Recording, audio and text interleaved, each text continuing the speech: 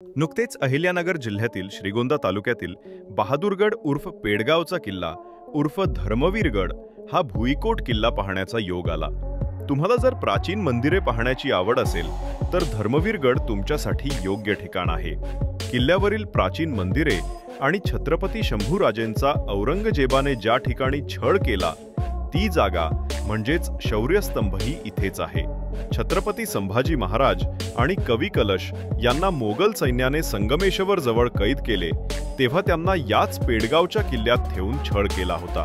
पुढे त्यांना पेडगाववरून इनामगाव, निरवी, न्हावरे, तळेगाव मार्गे वढू तुळापूरला नेण्यात आले।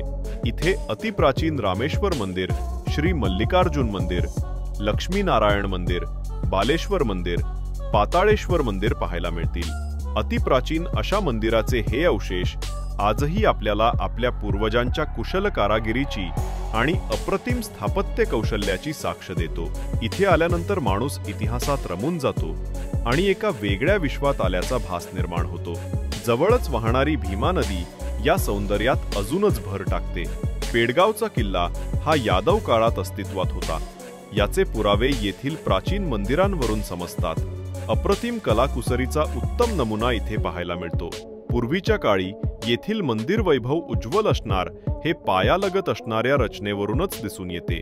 या किल्ल्याचा इतिहास आपण पुढच्या भागात सांगणारच आहोत, त्यासाठी आपल्या शिरूर कट्टा पेजला नक्की फॉलो करा।